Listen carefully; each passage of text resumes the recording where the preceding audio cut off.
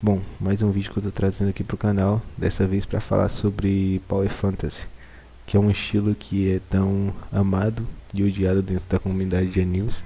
Acho que desde que Sword Art Online se popularizou, houve uma enxurrada de obra desse tipo, né, sendo lançada. Cada uma tentando capturar esse mesmo público que se interessa por esse tipo de obra, mas poucas trazendo realmente algo novo. A verdade é que eu nunca fui muito fã desse estilo, e não é por acaso. Quando falamos em Power Fantasy, a definição pode variar de pessoa para pessoa, de mídia para mídia, mas para esse vídeo eu vou me referir ao sentido mais comum dentro dos animes.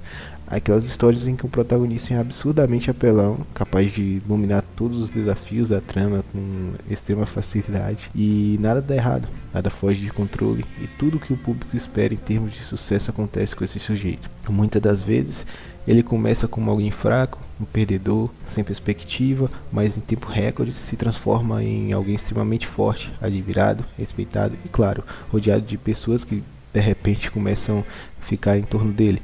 Normalmente, as mulheres da obra, muitas com personalidades rasas e sem profundidade, se interessam de uma hora para outra pelo protagonista. Os demais personagens o tratam como alguém especial e quem não costuma fazer isso é retratado como vilão, um babaca, alguém fadado à derrota. Tudo isso é montado de forma a criar uma ilusão, um espelho para que você, espectador, não apenas se identifique, mas se projete naquele personagem. A fantasia não é apenas acompanhar alguém bem sucedido, é viver, ainda que por alguns instantes, a experiência de ser esse alguém. Pense naquelas cenas cômicas de animes em que um personagem se imagina como o centro das atenções, cercado de admiração e vivendo uma vida perfeita. Power Fantasy nada mais, nada menos do que essa ideia sendo levada a sério, transformada em uma premissa central dentro da obra. Esse elemento de realização dos desejos não é algo exclusivo desse gênero. Na verdade, está presente em toda a ficção. Quase todas as boas histórias exploram desejos humanos fundamentais. O desejo de superação, de encontrar o amor, de viver aventuras, de alcançar a redenção. É isso que dá força emocional para a ficção. Se a vida real fosse suficiente para suprir todos os nossos anseios, provavelmente a gente não se interessaria por assistir essas histórias. O problema surge quando esse mecanismo é levado ao extremo, quando a realização de desejos se transforma em exagero. Não basta o protagonista crescer e se tornar forte, ele precisa ser um deus absoluto que humilha qualquer adversário. Não basta encontrar amor em uma relação improvável, é preciso que todas as mulheres da obra se apaixonem por ele, como se o mundo inteiro estivesse destinado a girar em torno de sua figura. Nesse ponto, a narrativa deixa de trabalhar com o que há de mais humano na ficção e passa a se reduzir a um fanservice barato, uma espécie de corrupção da realização de desejos que empobrece o enredo e esvazia o peso das conquistas. Ou seja, esse tipo de anime é basicamente uma síntese de uma parcela da sociedade que tem essa crença em que o mundo os odeia, que tudo acontece em torno deles e que de uma hora para outra as coisas vão cair do céu e sua vida vai mudar completamente. Que é um escapismo barato, sabe? É uma forma de você tentar iludir as pessoas com esse tipo de filosofia. Como eu falei, as obras elas trabalham com desejos humanos, mas o exagero deles se torna algo fútil, algo raso. E aí que entra exemplos como Re:Zero. É uma obra que mostra muito bem como é possível trabalhar com esses elementos de realização de desejos sem cair na armadilha do Power Fantasy raso, né? O personagem, o protagonista, Subaru, ele se ferra dentro da obra desde o início. O espectador que está assistindo a obra pela primeira vez pode assistir até pensar, caramba, é só mais um Isekai barato, porque um personagem que nasceu aleatoriamente no mundo, de repente ele está cercado de garotas e agora ele tem um poder extremamente apelão, que é basicamente ser imortal, mas como você começa a ver a funcionalidade desse poder, ele precisa passar por diversas provações. Ele sofre a dor de cada renascimento, digamos assim. Então não é como se as coisas fossem tão simples, onde agora eu já sei o que acontece, eu vou reviver e mudar tudo aquilo. Na verdade, a obra mostra que é muito mais complexo do que isso e que mentalmente ele é só mais um ser humano. Então ele começa a enlouquecer com tudo aquilo, porque ele sente a dor da perda, ele sente a dor daquele passado que ele não está ali mais, mas ele tem as memórias na sua mente. Então eles trazem essa complexidade para a obra. Isso traz um efeito de satisfação para o público, não no sentido da dor, mas no sentido de superar cada obstáculo, porque existe de fato um obstáculo, sabe? Não é algo vazio que o protagonista chega ali e derrota com enorme facilidade, porque perde o sentido ao longo da obra. Tudo bem você ter um momento ali onde o protagonista é realmente superior, mas em outros casos não é para acontecer isso, entende? Toda hora, porque perde o sentido da obra. Esse contraste é o que separa essas histórias consistentes de meros power fantasies, porque muitas vezes as obras caem no erro de diminuir todos os personagens secundários para exaltar o protagonista. Então a obra perde sentido. Se você for pegar exemplos como Hunter x Hunter e Fullmetal Alchemist, particularmente em Hunter x Hunter, o Gon não é o meu personagem favorito. Eu acredito que boas obras, elas permitem com que isso ocorra, sabe? Por exemplo, o Hisoka, que é um anti-herói, ele tá ali dentro da obra, um personagem que é extremamente interessante, em que em muitos momentos ele ganha um enfoque da obra e que as pessoas querem ver, querem entender a história dele. Então isso é interessante dentro de uma obra, você ter esse enfoque em outros personagens e mostrar essas outras histórias, para que você dê essa possibilidade do público de não ter o personagem principal como necessariamente o seu favorito, e tá tudo certo.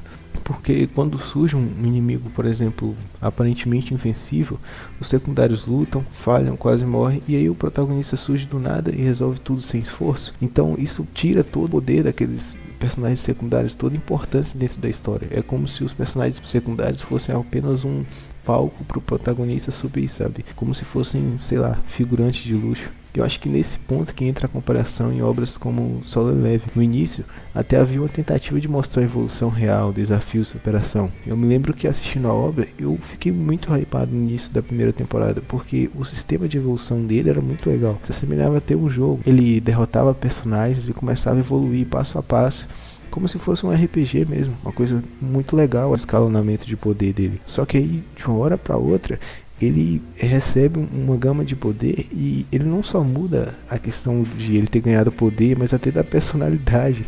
Eu não sei se foi para passar um visual chade pro personagem, de um personagem que se comunicava com uma pessoa normal e agora ele se tornou um personagem completamente calado, que não fala nada, e a única personalidade dele é ser extremamente poderoso. E é frustrante porque boas histórias são construídas na colaboração dos outros personagens, na soma de várias trajetórias, e de repente você tem um protagonista que ele mal fala, sabe? E não é necessariamente esse o problema.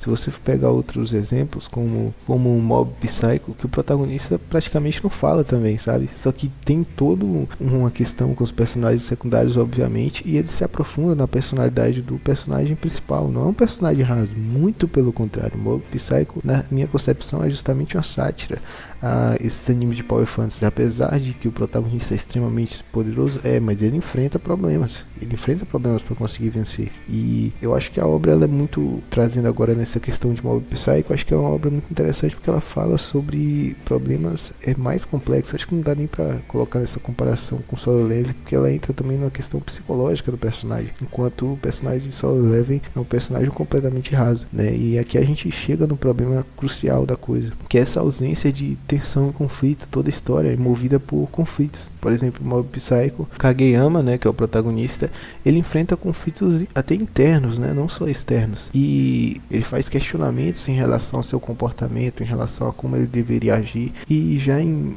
Solo Leveling não tem conflito, não há narrativa. Muitas das vezes o protagonista é tão absurdamente forte que nada representa perigo real. Os inimigos caem sem esforço, os dilemas internos são superficiais e a história se reduz a uma série de vitórias fáceis. É por isso que obras como aquela do Slime lá, eu não me lembro o nome exatamente, vou deixar aí no vídeo. O protagonista, ele recebe poderes tão desproporcionais que não existe desafio capaz de gerar tensão. É como assistir um jogo no modo fácil, sabe? Sem riscos, sem derrotas, sem nada em jogo.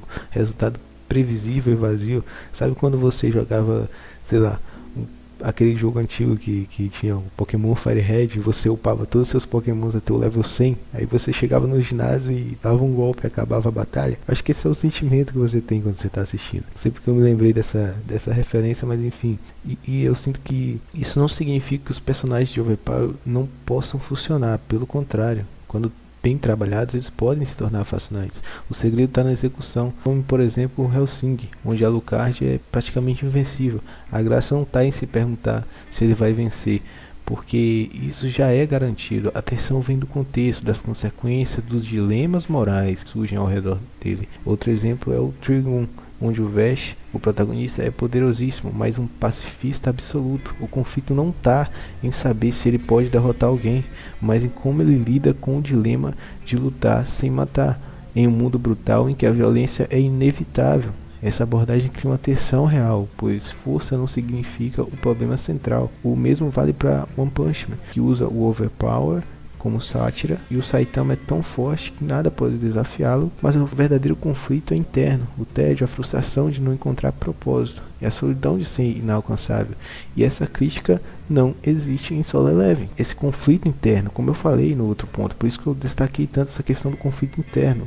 Onde não existe esse conflito externo, deveria pelo menos existir esse conflito interno do protagonista, de dilemas. A gente nem sabe o que o protagonista de Solo Leveling tem dentro da cabeça dele, sabe? O protagonista não se comunica, não é em nenhum momento passado para o público quais são os dilemas morais dele. Ninguém nem sabe. E esse tipo de linguagem, ela pode até funcionar em outro gênero, que são os videogames, porque você tem uma interatividade maior, porque é você quem realiza as façanhas, você quem derrota os inimigos, você quem constrói os impérios.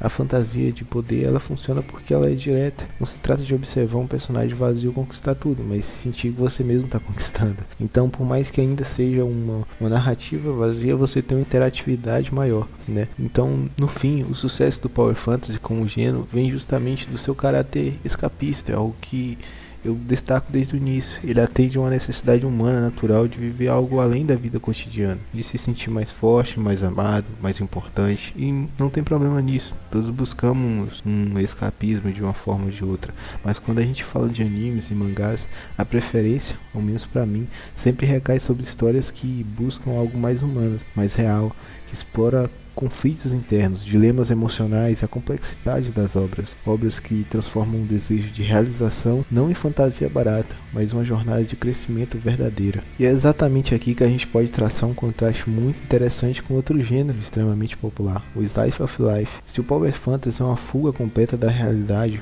por meio da superação de limites impossíveis, o Slice of Life caminha no sentido oposto. Ele pega justamente a banalidade do cotidiano, o ordinário, e o transforma em algo extraordinário, através da forma como é narrado. Enquanto no Power Fantasy você acompanha personagens que alcançam feitos sobre-humanos, no Slice of Life a grandeza está nas pequenas vitórias. Preparar uma refeição, compartilhar um momento entre amigos, lidar com inseguranças pessoais, superar a timidez, ou simplesmente viver mais um dia comum. Acredito que o Slice of Life é uma antítese do Power Fantasy. Isso não significa que ele não ofereça escapismo, ele oferece, mas de uma forma diferente. Se o Power Fantasy cria desejo de ser mais do que é, o Slice of Life cria o desejo de valorizar o que já se tem. Ele funciona como um lembrete, como uma lente que realça aquilo que na correria da vida real muitas das vezes deixamos de lado. Uma obra que eu acho muito interessante, que é meu Slice of Life favorito, é Ryoka, que é uma obra que gira em torno do adolescente que se junta ao clube de literatura clássica de sua escola para impedir que ele fosse fechado por falta de membros. E junto a eles começam a resolver mistérios, mas não é grande coisa, sabe? Não são grandes mistérios, são apenas coisas do passado, assim, só que é interessante, sabe? Eu acredito que é uma obra que ela valoriza bastante essa questão do cotidiano, de pequenos obstáculos do dia a dia que você tem que enfrentar. Então, na minha concepção, é uma antítese dessa abordagem do Power Fantasy. Enquanto no Power Fantasy você é levado a acreditar que a vida perfeita ela está em ser inatingível, respeitada e adorada por todos, no Slice of Life a mensagem é quase contrária. A vida ganha sentido justamente porque é imperfeita, porque ela tá cheia de pequenas falhas, desencontros, interesses passageiros que jamais voltarão. O herói não é alguém que derrota deuses ou derrota exércitos. O herói é aquele que consegue sorrir diante de uma dificuldade, que encontra conforto em uma amizade sincera ou que simplesmente segue em frente, mesmo sem respostas para tudo. Essa diferença de abordagem também é uma diferença de efeito no público. O Power Fantasy deixa o espectador com uma sensação de entusiasmo imediato, aquela empolgação de acompanhar feitos impossíveis, mas muitas das vezes essa empolgação se esgota rápido, justamente porque é artificial, é previsível. Já o Slice of Life, embora mais lento e sutil, costuma deixar marcas mais duradouras. ele toca em experiências universais, coisas que todos já viveram ou ainda vão viver, e que por isso ecoam de maneira mais íntima. Ao final de um bom slice of life, não é raro o espectador se sentir mais leve, tranquilo, reflexivo, quase como se todos tivessem tirado um tempo para respirar em meio ao caos. No fundo, o que esses dois gêneros têm em comum é justamente a busca pelo escapismo, mas enquanto um promete o extraordinário, impossível, o outro entrega a beleza do ordinário, do comum, do cotidiano. Talvez seja por isso que ambos tenham tanto apelo. E é nesse contraste que a gente percebe como a ficção, em todas suas formas, existe não apenas para entreter, mas para nos lembrar de quem somos e do que desejamos ser. Para finalizar, eu acredito que não é sobre necessariamente apenas o gênero. Como eu falei, eu gosto muito do Slice of Life, do próprio Shounen. Eu não acredito que o problema está no gênero, tá? Eu acho que é só como você aborda essas tramas, como você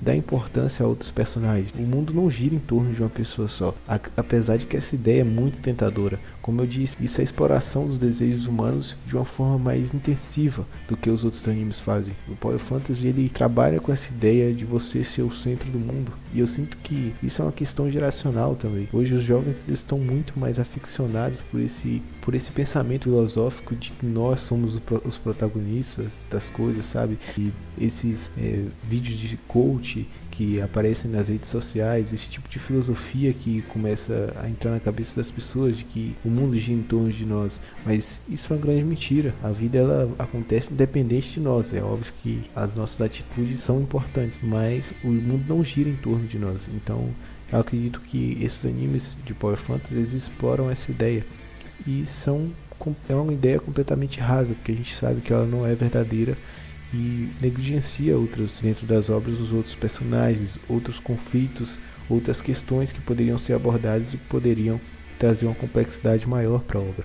Enfim, esse era o tema que eu queria abordar hoje, era o vídeo que eu queria trazer, e deixa aí nos comentários se você quer algum tipo de tema que eu aborde aqui, e deixa aí nos comentários se você quer que eu aborde outro tema aqui, outro tipo de vídeo. Enfim, esse foi o vídeo e valeu.